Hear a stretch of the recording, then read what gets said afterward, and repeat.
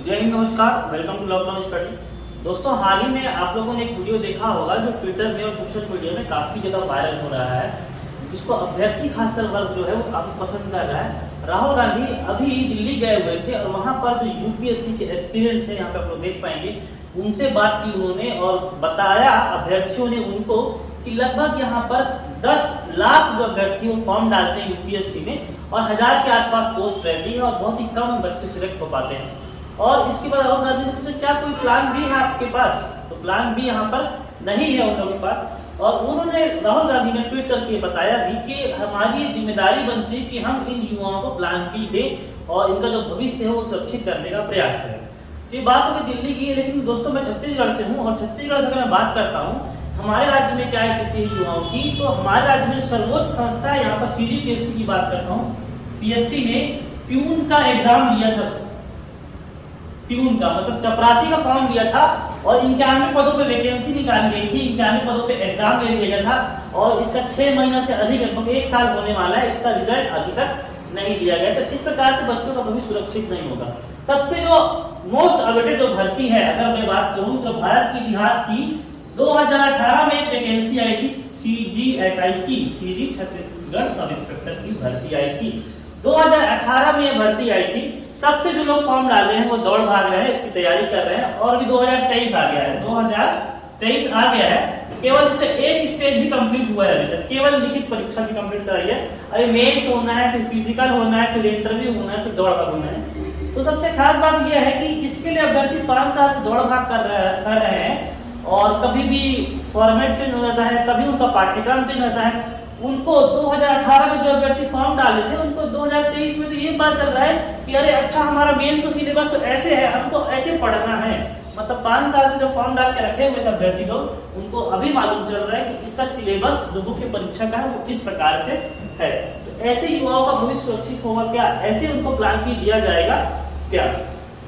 और अगर मैं बात करता हूँ विधानसभा की भर्ती की, विधानसभा में 2023 चल रहा है, 2021 के नवंबर में 1 साल पहले असिस्टेंट मार्शल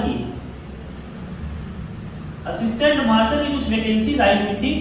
उस पर नवंबर 2022 में ही रनिंग करवा ली गई है और उसके बाद से अभी तक उसमें रिटर्न एग्जाम नहीं कराए गए हैं।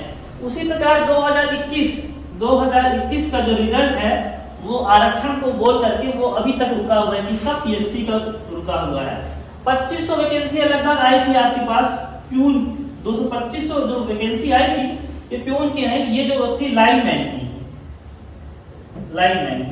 इसमें ऐसे प्रावधान गवर्नमेंट ने बनाए कि इस वैकेंसी को हाईकोर्ट के द्वारा रद्द करना पड़ गया और हाईकोर्ट ने कहा था इस वैकेंसी को दोबारा लीजिए। लगभग 2 साल इसको भी होने वाले हैं, दोबारा इसकी वैकेंसी नहीं आई है। और जब से गवर्नमेंट हमारी बनी हुई है, भूपेश बघेल सरकार की या कांग्रेस गवर्नमेंट की, तब से पुलिस भर्तियां जो भी वैकेंसी आती है, पुलिस अगर भर्ती की बात करूं कांस्टेबल की या किसी प्रकार की, तो पुलिस जो भर्ती है वो सीएफ की हो चाहे वो डीएफ की हो, किसी प्रकार की वैकेंसी नहीं आई है।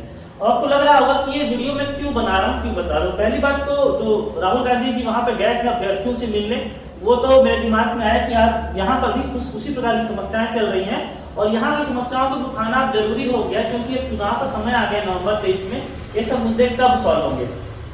अब ये वीडियो मैं इसलिए बना रहा हूँ कि चाहे गवर्नमेंट कांग्रेस की हो चाहे बीजेपी की हो, जो युवा बेरोजगार वर्ग है वो हमेशा हर गवर्नमेंट में पिसता ही रहेगा। अगर मैं इसको बात करूं कि ये जो बीजेपी की गवर्नमेंट इसको निकाल के गई थी, जब चुनाव थे उसके केवल 3 महीना पहले अगस्त 2018 में इसको निकाल के चली गई थी। बीजेपी गवर्नमेंट को ये पता था कि इस वैकेंसी को मैं कंप्लीट नहीं करा पाऊंगा, लेकिन फिर भी वोट पाने के लिए इसको निकाल दिया गया था। तो बात बीजेपी की हो या कांग्रेस की हो, बात किसी पार्टी की नहीं हो रही है। बात इसकी हो रही है कि ये सब जो समस्याएं हैं वो युवा वर्ग के सामने क्यों आती हैं, क्यों उसको ये नहीं पता होता है कि साल भर में कौन कौन सी वैकेंसी आएंगी और वो कब तक कंप्लीट करा ली जाएंगी। क्यों जो गवर्नमेंट होती है वो कैलेंडर नहीं जारी करती साल भर में कि इस साल में ये वैकेंसी होगी, अगले साल ये वैकेंसी आएगी और अगले साल ये वैकेंसी आएगी, ताकि अभ्यर्थी को पता रहे कि हमें क्या पढ़ना है, कब तक पढ़ना है, कब तक इस पर समय देना है।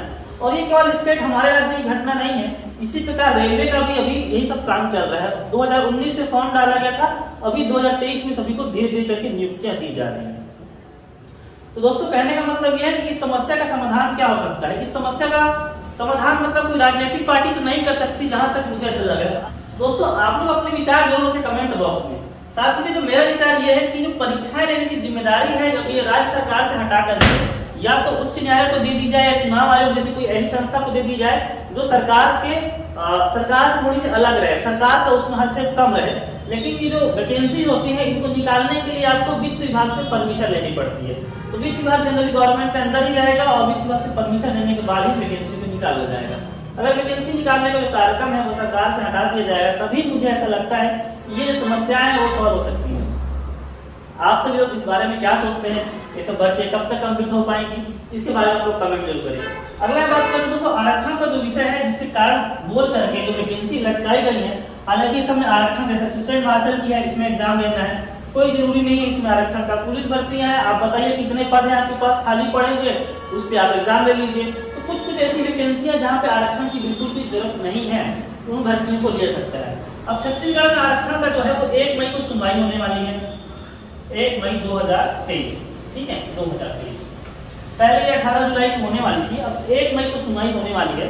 तो 3-4 दिन से अधिक समय नहीं बचा हुआ है और सभी लोग उम्मीद कर रहे हैं कि इसमें कुछ सुप्रीम कोर्ट अपना निर्णय दे दे, ये सुनवाई कंप्लीट हो जाए, निर्णय को सुरक्षित रख ले, तो भी हो सकता है 1 महीने के अंदर हो सकता है इसमें निर्णय आ जाए। हम लोग हमेशा पॉजिटिव चीजों को लेकर के चलेंगे तो शायद दिन अच्छे रहेंगे, जो हमारी दिनचर्या है वो अच्छी रहेगी। बाकी पढ़ाई आप लोग करते रहें, कब तक करते रहें इसके बारे में आपको नहीं बताऊंगा और ना ही मैं बता सकता हूँ कि जो इतनी सारी जो पिछले वैकेंसी रुकी हुई है ये सरकार के लिए, छत्तीसगढ़ गवर्नमेंट के लिए या जो हमारे युवा बेरोजगार अभ्यर्थी हैं उनके लिए बिल्कुल भी अच्छा नहीं। मिलता हूँ आपसे अगले वीडियो में, तब तक धन्यवाद, जय हिंद।